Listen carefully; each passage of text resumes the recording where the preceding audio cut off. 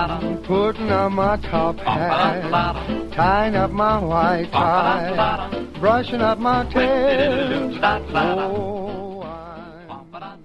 Welcome to Hatcast, the podcast about hats. I'm Charles Berman. And I'm Carl Bernhardson. And we're here to talk about hats.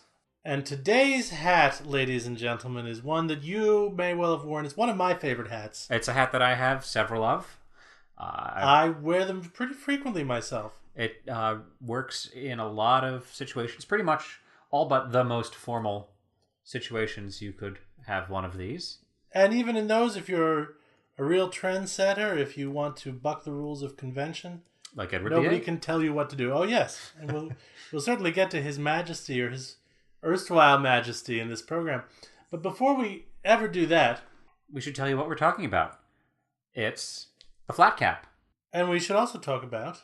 Oh, did we get some correspondence from listeners? No, we haven't talked about our hats of the day. Oh, right. Okay. Well, if you've been paying attention to pattern recognition, you would know. I'd forgotten how this program went. What hat did you wear today? Second week in a row. I know. I rushed out of the house, and I didn't grab my hat. I did not wear a hat. That's all today. right. It's legal. And part of the problem is that I moved recently and have not moved all of my hats into this house that I now live in. And sometime this week, I hope to get the rest of them over. Given the weather, had I worn a hat, I would have worn one of my flat caps. That would have made the most sense. Earlier today was good weather for that. Yes. It got much warmer later in the day. Yes. But there are lighter weight ones. I wore a hat today that I bought a week ago last Sunday. Oh. I think I've seen this one before. Yes. I went to a baseball game of the Lehigh Valley Iron Pigs. Lehigh Valley Iron Pigs. What a name. The Lehigh Valley Iron Pigs, it refers to some piece of equipment used in a railroad. Okay, yeah. But of course a pig is a notorious animal as well. Right. I'm aware of this animal. I've even seen one, I think. Yes, they are widespread and... widely eaten. Yes. They taste very good as pork, ham, and bacon. And you can have chops of them, and I'm sure you're familiar with it. Now, to promote their team, they had originally released hats which had just a strip of bacon on the front. Okay. To connect it with the pig concept. Now, it wasn't like a gunmetal gray piece of bacon to suggest that it was iron bacon. No, it was. Okay. It just had a large strip of bacon in the image on the hat. Yeah, Charles is showing me an image now, and yes, it is just a piece of bacon. Now, they're the affiliates, and this hat sold extremely well when they released it, and it became somewhat notorious on the internet. The team was playing as the Iron Pigs and selling bacon hats. Okay. Because bacon has for some reason become a cult food in certain quarters. Right. And this sold well. And I think to play on this, there is a trend of minor league baseball teams playing as items of regional food. Right, and changing their name for the day. Our regional team, I think recently or is soon going to play as the Speedies. Speedy is a Binghamton local delicacy. Yes, it's marinated chicken or pork on a bun. Yes, with a tendency to be dry for some reason. Gotta try one. The president had one when he was here. He did. Yeah. I think he liked it. He did. He said, "I got myself a Speedies." Yes. And in Rochester, the Rochester Red Wings played as the Rochester Plates, and had an image of a garbage plate. Right. Why'd they just leave it at plate and not? I don't know. I don't think they thought the word garbage was very appealing. But so for a day, I believe the Iron Pigs played as the Steaks. They're affiliate of the Phillies, which play in Philadelphia, which is known for cheesesteaks. Yes, and cheesesteaks are also fairly spread around the state of Pennsylvania, the Commonwealth of Pennsylvania. I think they've sort of become a national thing, but they're called often a Philly cheesesteak and are associated with Philadelphia. Mm-hmm. So they played as the Steaks and made this hat, which it doesn't indicate anything about a team. It's just a large image of a cheesesteak. Yes, on a red hat. Yes, and it has no other markings that would give you any idea of what it is. No. Yeah.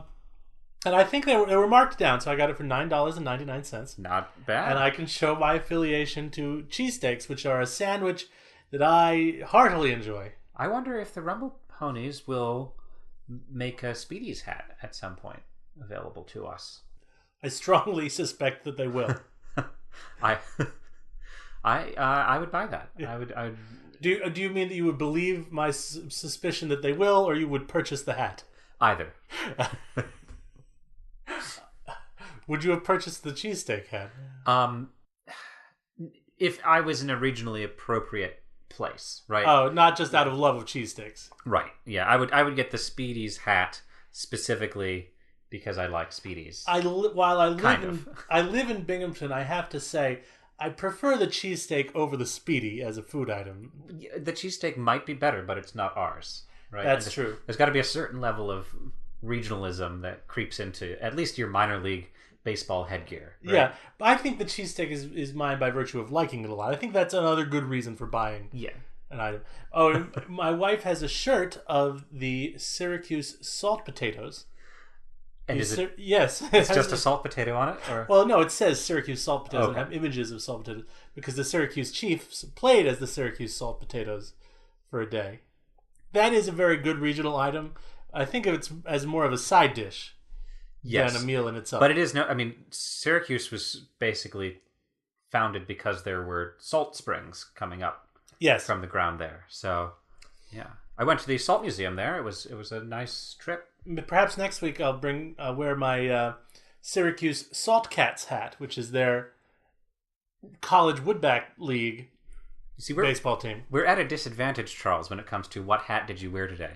Because I don't have anywhere near as many hats. I have a couple hats that I rotate through.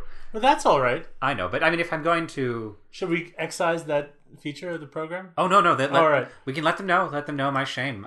You can always buy more hats. Yes, that's true. And you, audience, can send to him more hats. Yeah. I can either throw money at the problem or exploit my audience. Either way. Yeah, or both. Why not? But today's hat is one that you do have some examples of. Yes, I have a few, except, as I said, they're still at the old house. But I can imagine them and describe them to you. It's a fairly varied hat from a varied breed of hat. Yes. It's the flat cap, and you might have seen it. It has a brim, and it has a top. The top comes down over the brim and is attached, sometimes with a stitch, sometimes with a... Snap, yes. Yeah, a little metal button. Yeah. And this is part of the larger breed of cloth caps in general. Yes. But it's a particular kind we're thinking of this time. We might do another kind later, and it's often called by the same name as, but it's a distinct thing from, in my view, the 8-panel cap or the golf cap. Or the newsboy cap. Right. Right. And I don't like the name newsboy cap. No, it's very specific. It can suggests equally be a man's cap or a women's cap. As we were saying before, pretty much anybody can wear it. I think they're very popular now, both as a man and a woman's hat. Yes. And at no time was it exclusively the province of newsboys. Right. I think this was perhaps perpetuated by the musical Newsies. Right. And that's where the current trend of calling it a newsboy cap has come from? I imagine so. Yeah. Those other ones I would call an 8-panel hat or a golf hat. Yeah, well, 8-panel hat is really probably the most that clear way. What it is. It is like a flat cap. It is from that same lineage of caps that probably, or at least most histories of the flat cap, golf cap, newsboy cap, 8-panel cap, whatever you want to call it, are descendants of an older form of round, flat cloth cap that was worn on the head during Tudor times in England. But that's kind of like saying all hats come from some other kind of hat, which is mostly true. Yes. Now, the flat cap we're talking about, and I think that's the best name for it. Mm-hmm. It is a cap that is flat. You won't be confused with anything else. Right. Now, in early references, right, we saw that it was called a bonnet, and in Scotland it's still called a bunnet. Mm-hmm. And typically, the prototypical one of these is tweed. Yes, you see a lot in tweed. Tweed wool, either solid or plaid. Maybe it's herringbone. A lot of herringbones, yeah. Maybe it's check. I had a herringbone one that I wore to pieces. Yeah, I had a herringbone one. It was like a ivory it was colored. Houndstooth. I'm sorry, it was a houndstooth. Okay. You had a herringbone. I had an ivory herringbone one that I just wore until it fell apart. It was an old hat when I got it. It was probably from the late 70s, early 80s, and I wore it constantly to the point where it ceased to be a functional hat. Right. So. But they're also made of leather. I have a leather one. Yep, I've felt. I've had a couple felt ones. I've seen those. I haven't worn them. Yep. You can get them made of cotton in a summer weight. Right. That's something I should invest in. I don't have one. I have a lot of winter weight ones. I'm looking for a good one. I used to have one. Okay, when you find it, a lot. let me know, and I'll get one. Yeah. Preferably in a different color or pattern so that we don't we're too matchy. Hat matched. Hat twins, yeah. Ooh, hat matched by Hatcast. Yeah. Well, that's when we set up our branded Hatcast dating site. If there's interest in that, let us know. Yeah. I see the potential to make no money on that. Yes. If you can find someone whom you have the love of hats in common with, nothing else perhaps, but you both wear hats. So Wikipedia has a bevy of names for this hat. It calls it a flat cap or Galen's cap, cabbie cap, Gatsby cap, longshoreman's cap, cloth cap, which of course it is, but there are many kinds of cloth cap, scally cap, Wiggins cap, ivy cap, derby hat. That one's dubious. Yes, that's because a derby hat. hat is another kind of hat that we've already done. A jack cap, a Jeff cap, a duffer cap. Duckbill cap, diving cap, driving cap, not diving cap. That would be... That's something different as well. Yes. Yeah.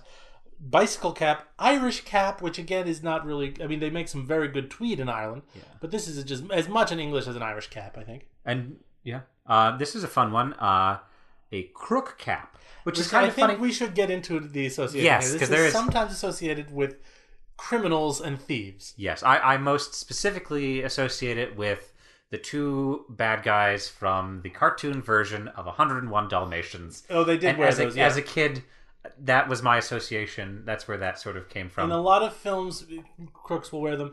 I think especially black leather ones tend to be. Yeah. I have a black leather one, and I wear it, and I feel either like a chauffeur or a crook. Yeah. My leather one is brown, and I think I specifically didn't get black so as not to be too criminal. Yeah, I got black because it went with my black overcoat. Oh, that makes sense. So. Yeah. Now, and I think though that just in general, it is the case that criminals like to wear black to be seen less. And I was going to say not white collar criminals, right? But I don't want to say blue collar criminals because blue collars are not black, right? Yeah, I think we mean criminals who have a physical element. Let's say robbers. Yes. I am a criminal. I download movies. Charles. Well, when you do you wear your leather flat cap? I'm usually indoors. and a black turtleneck and. I don't have one of those. I have a lot of turtlenecks. I could do turtleneck cast. That could be fun. Yeah. You'd have to get another person. I think what we mean is robbers, particularly, because the black is harder to see at night. Yeah, and like more specifically, 1930s robbers in England is because there wasn't as much of an association in the U.S. with them, other than stories depicting. Yeah, it still has England. that association though. Yeah. Anyway, it's one of a long line of cloth caps in a flat shape. And it's similar looking to your 8-paneler golf hat. Where did it come from? Well, no one seems to quite have an origin point. I mean, it's definitely from the British Isles. Yes. Somewhere. Yes. When it came about in this form, it's not clear. We've done a lot of research into that and not come up with a clear answer. Photographic evidence would suggest sometime in the late 1880s, 1890s. Around then became popular among working classes. If you look at photographs, the thing is, with photographs, in the mid 1800s, when people wore photographs, were taken in photographs, wearing clothes. they tended to dress up for them, and richer people were more likely to be photographed than poorer people. Right. So who at that time were more likely to wear this hat. But as far as we can tell, it started showing up in casual photographs around more like the 1880s, and it was very popular in the late 19th, early 20th century, and has never really gone away. No. Like we were saying, we could wear them to work, on a commute, and nobody would say, "Oh, what's this guy doing?" Or, no, it's who's this man in the silly common-looking hat, but it's very good-looking hat, too. Mm-hmm. Here's a picture from, it looks like, I would say, the 1910s or 20s.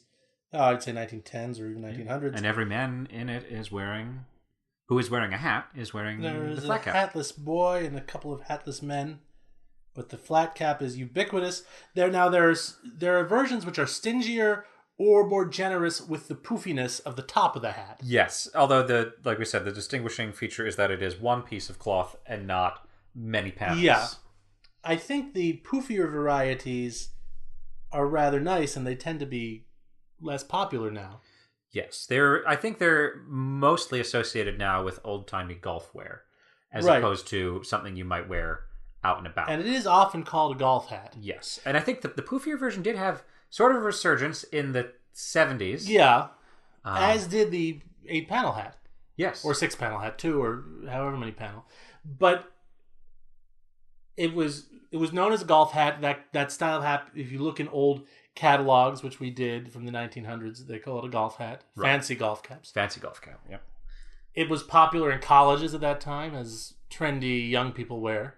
They've which worn makes a lot me think it really came in around then. Yep.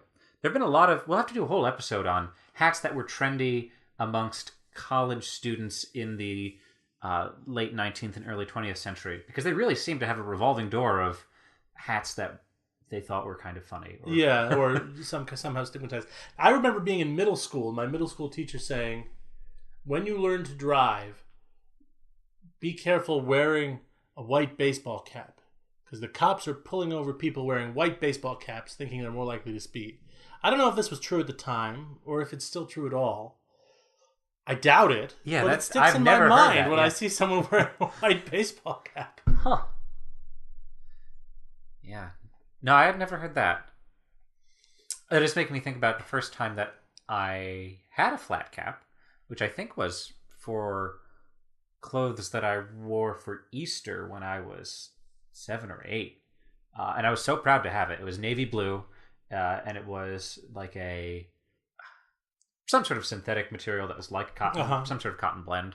These are dressier clothes for children. Yes. For adults, it's more of a casual hat. Yeah. But less casual than a baseball cap, by far. Now, a lot of sources say things like, and this is one from Jessere Hats, they say things like this. According to history, and this is an interesting fact and true, but not quite applicable to what we're talking about.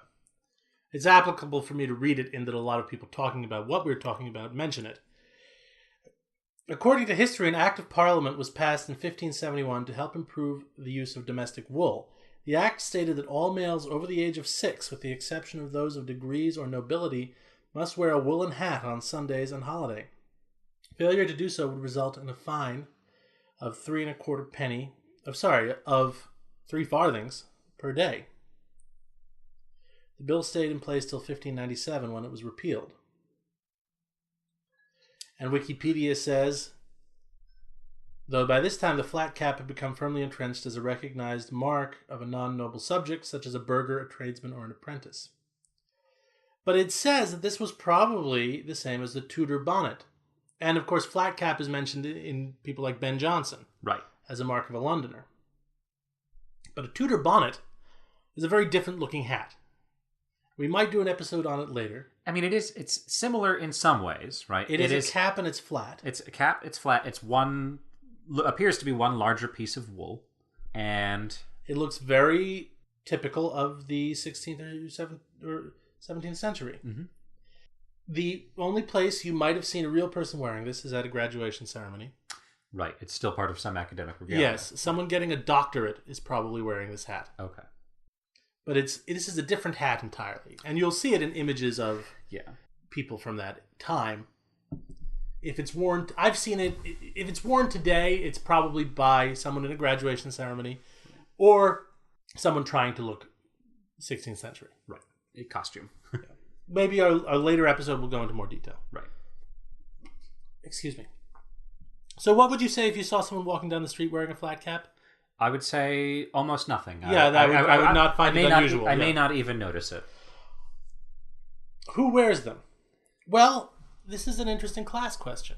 Right. Well, and it seems to be a hat that is crossed class barriers for most of time, but has had a different meaning for different classes. Right. Seems like the working class folks have worn it as their every day keep the sun out of my eyes and the water off my head and my ears warm hat. And upper class folks have seemed to wear it recreationally. Yes. For golf or shooting or it's country wear. Country wear, yeah. And in the city, it would be worn only by a working lower class person. And it's more practical for a lower class person in that context because A, it doesn't get crushed or ruined as easily as, say, a silk top hat. You can fold it up and put it in your pocket. You can as long as you don't break the brim, you can fold it up very easily and carry it anywhere. Yep. But a city person, a rich person, might go into the country, wear it for shooting or golfing, hence golf cap. Right. Or any number of recreational activities. In the context of a working person, it's often just called a cloth cap. Or just a cap. Yes. Yeah. So it doesn't get taxonomified as much as some of our other hats, hence it's hard to find specificities about it. If you watch old British films, you'll see trappers and poachers show up wearing these. But you'll also see the upper class relaxing in them when they're on their estates. Right. But that is true. It does have a lot of country associations. And maybe, and we wouldn't have too much evidence of this, it was worn in the country earlier than it was adopted as a working class It's possible, urban hat. Yeah. And then with industrialization and people coming in from country areas to work in factories, maybe that's why you suddenly start seeing it. I wouldn't be surprised. I mean, again, college students would have been upper class enough anyway to pay for college. Right. And they were wearing it in the late 1800s, calling it a golf cap. Right. Which means it was already associated with golf, which is more of an upper class country activity. Hence the country club. Now, we're not onto the deerstalker, but the deerstalker is another variety of cloth cap. It's sort of like a two-brimmed version of this, where the top of it doesn't come down over the brim. Right. Sherlock Holmes is depicting it only when on the train going to the country in the Sidney Paget illustrations. Okay. So in town he wears a top hat, but it's become entrenched as a Sherlock Holmes hat. But that's for another day. Yeah, that'll have to be a whole episode there. We have an image here of Prince Charles wearing one. He's got a very nice checked tweed one. Yes, that's actually very handsome. I'll have to get one like that. Who is this? I guess we don't know. I don't recognize him, but he's got a very floppy one. Prince Charles has got a pretty famous face. Yes. And on the top, we've got an image which is a painting, and you knew about this painting. I did. Yeah, I saw that, and I was immediately aware of it. It is Edward VIII. I think before he became Edward VIII, while he was still Prince of Wales, and he had himself painted in his golf clothes. So he's wearing a flat cap, a Fair Isle sweater, and holding a dog. And he's just wearing, like an Oxford shirt and what appears to be a dark-colored knit tie. Yes. And this was somewhat scandalous at the time because... That's royalty in sporting attire. Exactly. Yeah. And, I'm sure people were aware that the royals enjoyed sports, but it was an odd image to have made and publicized. Whereas in recent years, I think Queen Elizabeth, the current one, highly praised Lucian Freud, unless I'm misremembering, for a very ugly portrait of her that a lot of people complained about. In which she just depicted in country clothes? No, she was depicted looking not very good. Oh, this is it here. Huh. Freud's done better work. Although this is not Artcast, but now her headgear there I would characterize as a crown. That is a crown. We might do another episode on that. That it's not a common man hat like the flat cap. The crown is going to be a little more straightforward, a little bit less of a mystery. Yes. It's a thing you put on your head to show people that you're in charge. It's usually made of a precious metal. Queen. The Independent UK newspaper had an article in 2005. It said, when hat wearing was at its peak from the late 19th century until the end of the 1930s, headgear could be seen on everyone, from caps for schoolboys or sailor hats on small girls to politicians and bowlers or toppers. And we should point out, the flat cap is, and caps are hats for grown men as well. Yes. But for schoolboys, they are the hat that you wear. Yeah, and you can be at the top of your formality while wearing a flat cap. For men's hats, where men's hats are concerned, you would want to go to a more shaped hat to be considered formal or appropriately dressed, which is why it has so many associations with things like driving or golf. It's the hat that you wear because you need a hat in an informal situation. Yeah, and it says, the humble flat cap, meanwhile, became a symbol for a whole strata of society. Yeah, and in that way, it has a lot of the same associations that the Greek fisherman hat as a working man's hat. And the Greek fisherman hat is really, in many ways, quite akin to the flat cap. And honestly, it has the same sort of class distinctions, too. The working man wore it as their day-to-day cap, and upper classes sort of grabbed it and used it to say, I'll wear this when I'm on a boat. Or slumming, yes. But you can get very nice varieties of it, too. You can. Another article from The Independent says, by the 1950s, Labour, the British political party, had become concerned about what was termed its flat cap image, and Andy Cap was the nation's famous layabout. The decline of the working man has ironically left the flat cap to the landed classes, and today, the conceptually similar but more exuberant baseball cap, sometimes placed back to front, has taken on the role of signifying usually lower social status, especially in Burberry trim. Still, if the cap fits... Well, those are a some bit words. Of a sneering article. Yeah, that's not the kindest article about hats that we've run across. But it gets across feelings that people have had.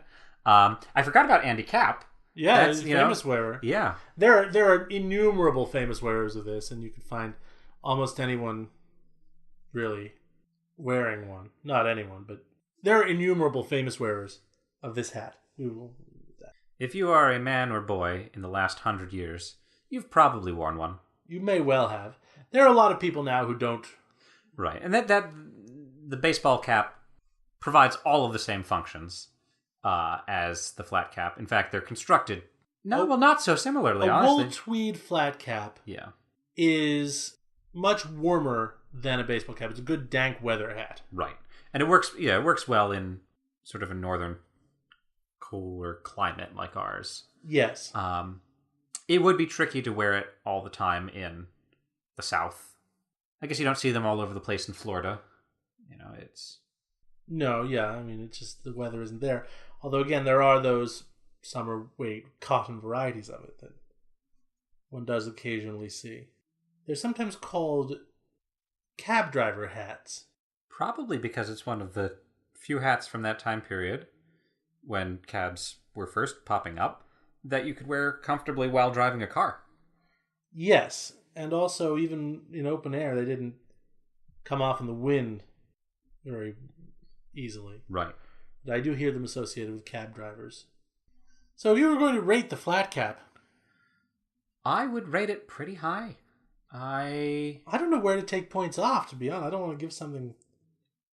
It's hard to give it a... Well, you know what? I know where... So let's start with style, right? Yeah. I always forget what we start with. I don't think we have any convention. I don't think there's an order, yeah. Yeah. So starting with style, I think that it is pretty versatile. You can wear it today. No one would bat an eyelash. You could wear it with a suit as long as it wasn't made of like a ridiculous material or odd pattern. If it was sort of blue or black, or like a charcoal color. Right. While you're walking about. and people wouldn't sneer at you. No. And yeah, it just, honestly, since we don't have a real formal hat, although I guess people still wear the fedora when they're dressed formally. I'll take off 0.5 just because it can't be worn in super formal settings. So it does have to lose a little bit there. Otherwise, though, I mean, it's perfect. You can match it with anything. You could be wearing a sweater and a tie. You could be wearing shorts and a t-shirt. You can. There's nothing that it doesn't go with. Yeah. Oh, and I'll stop you for a moment just to bring in something we didn't mention: the Peaky Blinders. Have you heard of them? I have heard the phrase. There's a television program, right? Called Peaky Blinders. Apparently, it's based on real people. Okay. It was in the 1880s. And we're looking at their mugshots now, which are all dated, appears to be 1885. The gang earned its chilling nickname. They were a gang. Harry Fowler, Ernest Bales, Stephen McHickey, and Thomas Gilbert. The gang earned its chilling nickname. Now, this is from the Daily Mail, which is not a trustworthy source. Right. But these do appear to be real 1880s photographs, so we'll take that at least. Oh, maybe half a grain of salt. I don't know. The game earned its chilling nickname through the practice of sewing razor blades into the peaks of their flat caps so that they could blind rival gangsters by headbutting them. They ruled the industrialized areas of Bordsley and Small Heath from the 1880s through to the early 1900s when the city was one of the world's most important manufacturing hubs. And in these 1880s pictures, they do appear to be wearing very much what the modern flat cap looks like. Well, this guy's got an 8-panel hat. But the rest of them are wearing flat caps. Yeah. That's right. This picture of this fellow in 1885 could have been taken yesterday. Except it wouldn't have probably been in black and white. True. But he's got a 4-in-hand tie, dark jacket and vest, and a flat cap. Yep. Mustache. I could wear that to work. Yeah. No one would say anything. They might say, "What did you do with the rest of your beard?" And you only have a mustache. Yeah. But that would be the only thing they would notice. You might have someone thinking, "Look at those small lapels." That's true. The 3-button jacket with the small lapels very high up. That's little uncommon. Not in fashion right now. But this guy's got a checked one. He looks very young. Yeah. This is probably another reason why the word crook hat came about. These people... Visual shorthand for criminal is put them in a flat cap, usually dark colored. So, or sometimes a ski cap. Right. Well, or a balaclava. Yeah. All right. So we'll get back to our ratings. Yeah. So I had rated on style 9.5, largely just out of a fear of giving anything a 10. But I think I'll have to agree with you. I'm going to agree with you exactly. I know it's... doesn't make good it's listening. Copycat, but I'll have to agree with you, yeah. And then practicality, I might take off maybe a full point because it's not perfect in warm weather, but not so terrible that you couldn't wear it as long as you had it in a lighter way. I'll give them an 8. The visor isn't totally practical. There's a button thing that doesn't do anything. Yeah. So you gave it a 9? Yeah, I'm between 9 and 8.5. I'll give it a 9. Okay. 9.25. Very high. It's hard to criticize this hat, really. Yeah. I'm going to go out and buy some more. I have a lot of wool ones, maybe more than I need. I do want a good summer weight one. I'm going to have my eye out for. I think I should get sort of a cream colored one and a navy one for the summer. I used to have it was more of a khaki colored one. Okay. For the summer, and that just got too worn out to wear. But I'm going to keep my eye out. Yeah. Well, if you have comments about this hat that you'd like to transmit to us, just email hatcast@yandex.com. Please do. We'd love to hear from you. Bye. Bye.